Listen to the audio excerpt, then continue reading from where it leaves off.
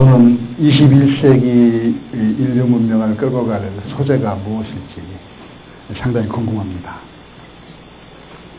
인류 문명은 소재와 함께 발전해 왔습니다. 우리가 동물들하고 다른 점은 장비를 만들어서 그걸 활용하고 있는 거거든요. 보시다시피 자동차랄지 비행기랄지 또 여러분들이 즐겨하시는 디지털 기기 속에는 수많은 소재들이 숨어 있습니다. 그리고 그런 장비의 성능은 바로 그 소재가 결정합니다. 그래서 예전부터 고급 소재를 만들어서 공급해주는 나라가 부강한 나라가 됐습니다.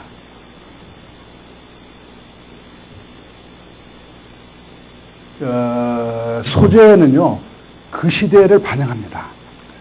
20세기 전반부는 전쟁의 시대였습니다. 전쟁 시대에서는 무기를 만들어야 되니까 금속이 발달했어요. 또 석유가 발굴이 되면서 석유화학이 발달하니까 폴리머 소재가 발달하게 됐습니다. 컴퓨터가 나오니까 반도체 소재가 발달하고요. 유전자가 우리가 밝혀지니까 이제 생물 소재들이 등장하기 시작했습니다. 그럼 미래의 소재는 무엇일까요? 이런 우리가 알고 있는 소재들은 그 성능의 한계점에 달하 있습니다. 그래서 모든 소재들이 지금 나노 물질을 개발해야 된다, 이렇게 생각을 하고 있습니다. 그래서 앞으로는 이 나노 바이오 소재가 미래의 소재가 되지 않겠냐, 그런 생각을 하게 됩니다. 흥미롭게도요, 물리학자나 화학자나 생물학자는 모두 요새 보면요, 나노 물질을 연구하고 있습니다. 그리고요, 그들의 연구 결과들을 살펴보면요, 다 내용이 비슷합니다. 우리는 학문을 물리, 화학, 생물 이렇게 구분해서 배워왔지만은 자연의 밑바닥에는 학문의 구분이 없는 것 같습니다. 이들은요, 다 나노 영역은 나의 학문 영역이다, 이렇게 생각을 하고 있어요. 우리가 오늘날 학문 융합을 얘기하고 있지만은 아마도 자연은 옛날부터 또 앞으로 미래까지 그대로 있는 거다. 다만 인간이 그걸 구분하려고 노력할 뿐이다. 저는 그렇게 생각합니다. 앞으로는요, 이 나노 세계에서 많은 디바이스들을 적층해가지고 소재를 만드는 그런 기술이 발전할 거로 생각이 됩니다. 그래서 오늘 그걸 여러분께 소개해 드리겠습니다. 나노라는 것은 여러분도 잘 아시다시피 박테리아보다도 작은 겁니다.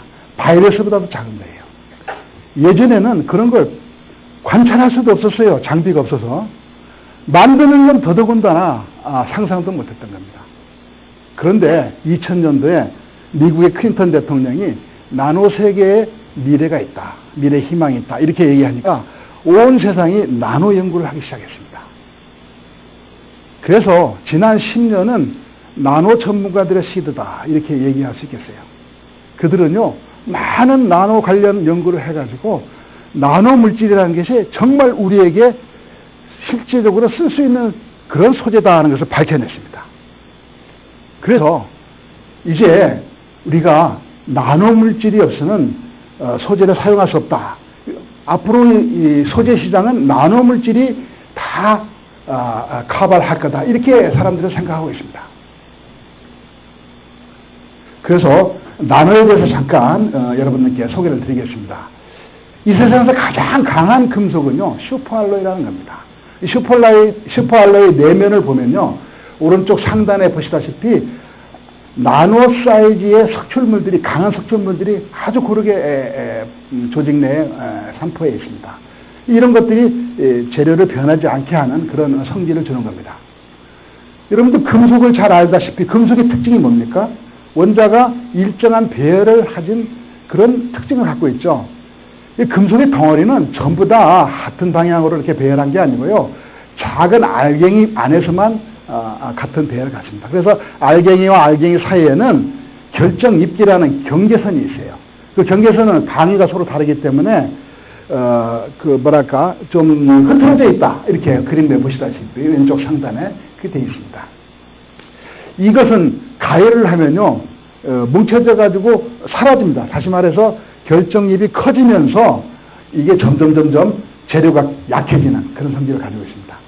근데 작년에 MIT 한 연구팀이 특이한 재료를 개발했습니다. 오른쪽에 보시는 그림인데 텅스텐하고 티타늄을 나노 결정입으로 이렇게 만들어 봤어요.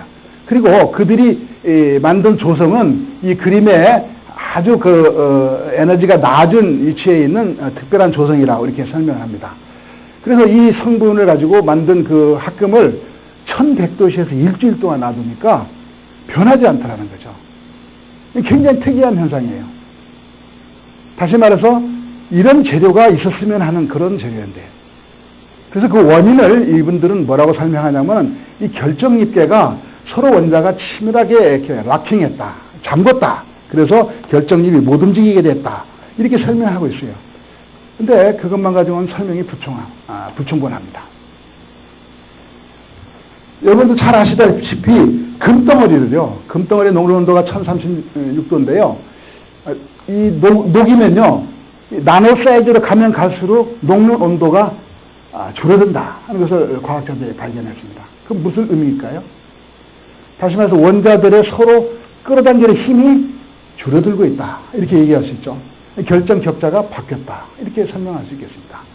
실제로요, 많은 그 나노 물질들을 보니까요, 자기들끼리 뭉쳐 있어요. 크러스트를 형성한다고 이렇게 얘기하는데, 자기들이 원소가 원래 가지고 있던 결정 격자하고 다른 그런 구조를 갖는 거예요. 또 여기 그림에 보시는 것은 납 원자 12개가 그 20년체를 정 20년체를 이루고 있는 그런 크러스터입니다. 그 안에 백금 원자가 하나 들어있는 그런 모습을 보이고 있습니다. 이 원자가 크러스를 이루고 있으면요, 이 원자들이 전자를 같이 공유합니다. 공유해가지고 마치 하나의 원자같이 거동을 하는 거예요. 그리고 공유한 전자의 궤도는 분자 궤도 함수를 보면은 가장 상단에 비어있는 그 궤도 함수의 특성에 따라서 화학적인 성질, 물리적인 성질, 자기적인 성질, 이게 다 바뀌는 거예요. 연락각적 성질까지요. 그래서 실제로 보면 알루미늄 같은 걸 보면요, 알루미늄을 6개 크러스터를 이루면요, 루테늄이라는 원소하고 똑같은 화학 거동을 하는 거예요. 알루미늄이 7개가 보인 크러스터에는 게르마늄과 똑같은 그런 거동을 보여요. 그리고 백금이 아주 비싸다고 생각하고 있지만은 텅스텐 카바이드 나노 입자를 가지고 있으면요, 백금 나노 입자하고 똑같은 화학적인 거동을 하는 거예요. 이렇듯 이제껏 우리는 원소의 성질은 이 주기율표에 의해서 판단했는데 나노 세계에서는 주기율표로 판단할 수 없다, 이런 생각을 갖게 됩니다. 자기적 성질도 달라지는 거예요. 바라딘하고 나트륨하고 섞이게 되면은 그 원소에 섞인 양에 따라서 결정 격자, 이렇게 오른쪽 같이 다양한 격자를 이루게 되고요. 이런 다양한 격자의 구조에 따라서 전자기전 성질이 바뀐다는 거예요. 이제까지 우리가 알고 있는 많은 학문에서 알고 있었던 그런 학문의 체계가 나노 세계에서는 통하지 않는다는 거예요. 통하지 않는다. 같은 리튬이라 하더라도 어떤 크러스터를 형성했냐에 따라서 보시다시피 불소도 될 수 있고 질소도 될 수 있고 메탄도 될 수 있다는 거예요. 그래서 이제 많은 학자들이 나노 세계를 연구할 수 있는 별도의 주기율표 같은 게 필요하다. 다차원의 주기율표가 필요하다, 이렇게 생각을 하고 있습니다. 또 재미있는 또 얘기를 하나 드리겠습니다. 2011년도에 노벨 화학상은 그 이스라엘 과학대학의 셰크만 교수가 탔습니다. 이분은 1984년도에 알루미늄하고 파라딘의 망가이라는 3원계 합금의 결정 구조를 알아보기 위해서 엑스레이 디프렉션을 해봤어요. 해보니까 요 가운데 왼쪽 같이 오각형 이렇게 5 대칭을 나타내는 그런 본을 보여준 거예요. 근데 그때까지만 해도 5대칭이라는 것은요, 결정을 그 공간을 다 메울 수 없다, 이렇게 생각한 거예요. 그래서 이 학자가 생각하기에, 야, 이건 뭘까? 결정인가? 아닌가? 유리도 아닌데. 그래서 결정 비슷한 거다. 그래서 쿼시 크리스탈, 준결정, 이렇게 이름을 지은 거예요. 그런데 학자들이, 야, 결정이면 결정이고 유리면 유리지 준결정은 뭐냐? 아마도 그 학자가 준과학자인 모양이다, 이렇게 놀렸습니다. 그런데요, 놀랍게도 그 이후로 많은 합금들이 이런 모습을 보인 거예요. 그리고 그게 다면체 구조를 갖고 있다는 걸 아는 거예요.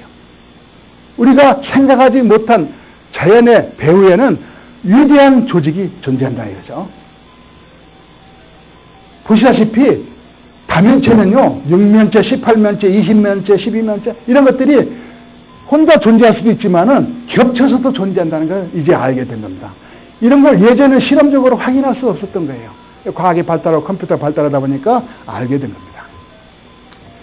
이런 나노 세계에서 결정 구조는요, 인공적으로도 만들 수가 있어요. 예를 들어서 PBSE 반도체 나노 결정하고 이건 자철광의 Fe2SO3라는 자철광 나노 입자를 섞으니까요, 오른쪽 같이 아주 이쁜 그런 격자를 이루고 있습니다. 이거 슈퍼레티스라고 볼 수 있죠. 근데 이 연구자들은 이 규칙적인 배열했다 해주고 그때 한동안 유행의 메타메탈이라는 게 있어요. 메타메탈이라는 이렇게 이름 붙였어요. 근데 제가 볼 때는 이건 클러스터가 모인 슈퍼레티스다 이렇게 볼 수 있어요.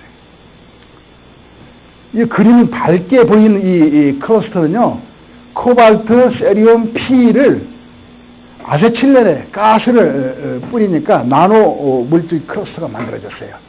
여기에는 C도 있고 수소도 들어있어요. 이걸 다시 C가 60개부터는 버기 카본하고 섞으니까 마치 레고 브룩스 같듯이 이렇게 나온 거예요. 결정을 한 거예요. 그리고 이건 이 세상에 어떤 아주 강자 성체를 갖고 있는 것을 최근에 발견했습니다. 자연에 없는 물질을 인공적으로 만들 수 있다 이런 거죠. 나노 세계에서는. 그뿐만 아닙니다. 금속을 단백질이나 바이러스하고도 같이 섞을 수가 있는 거예요. 왼쪽엔 페리틴이라는 단백질입니다. 오른쪽은 모틀 바이러스예요. 이것을 금속 원자하고 섞어서 아주 예쁜 격자를 만든 것을 여러분은 볼 수가 있습니다. 이제껏 여러 가지 사례를 봤습니다만은 각각 다른 학문 분야에서 각자 다른 해석을 해왔지만은 나노 사이즈의 클러스터가 모이면은 그 나름대로 슈퍼레티스를 만들 수 있다는 것을 이해할 수 있겠습니다. 아까 재료공학자들이 그랜 바운다리가 럭킹됐다 얘기했지만 제가 볼 때는 그건 슈퍼레티스다 이렇게 생각을 합니다. 그래서 이제 우리는 나노 세계에서 이 세상에 없던 걸 만들 수 있다 이런 생각을 갖게 됐습니다.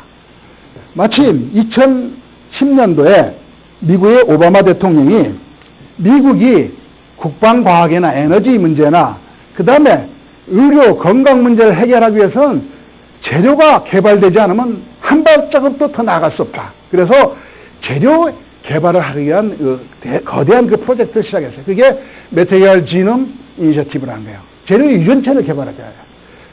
인간의 DNA가 있듯이 물질에도 물질이 갖고 있는 본연의 성질이 있을 거다. 그걸 알아낸다면은 그걸 컴퓨팅을 통해서 그동안 재료가 한 개발하려면 20년 걸리던 것을 5년 만에 개발할 수 있는 그런 목표를 세워보자. 그것이 이 연구의 본질입니다.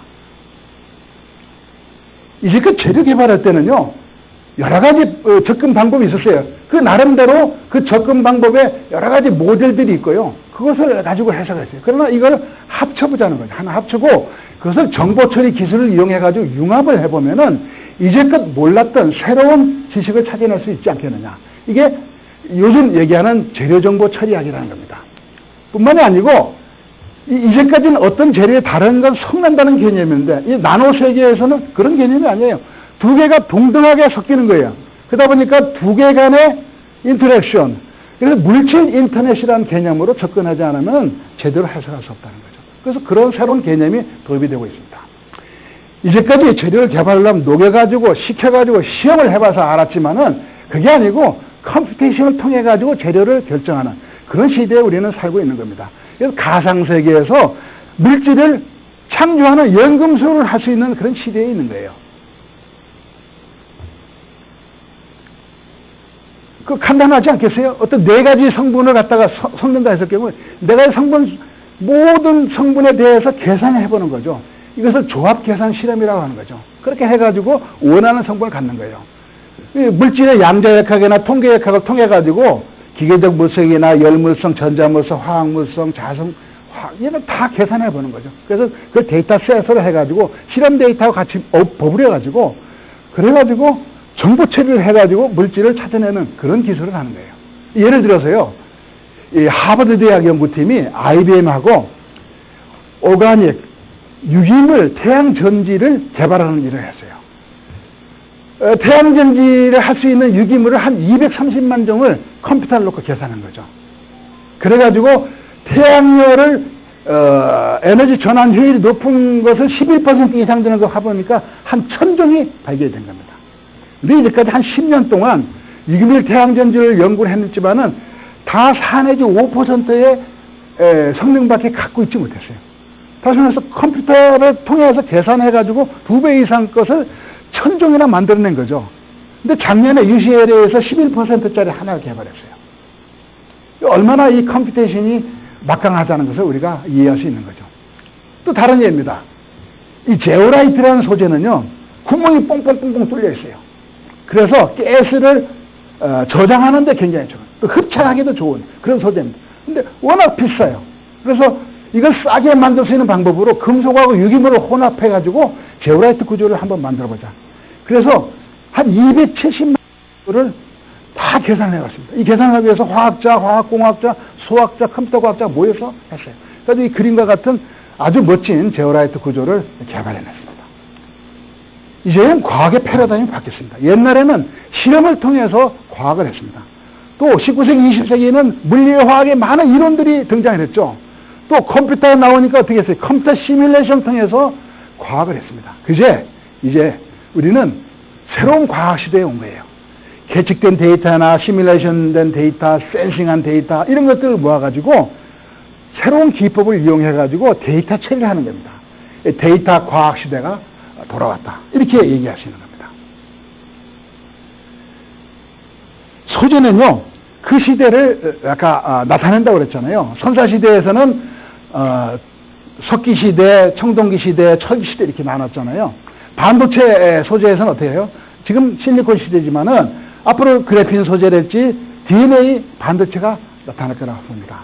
나노 세계에서도요, 지금까지는 식각 방식으로 이렇게 만들었지만 또 최근에는 인쇄랄지 데포지션, 증착을 통해서 만들었지만 앞으로는 자기들이 나노 물질들이 스스로 조립하는 자기 어셈블리, 자기 조립 방식으로 물질이 만들어질 거다 이렇게 봅니다.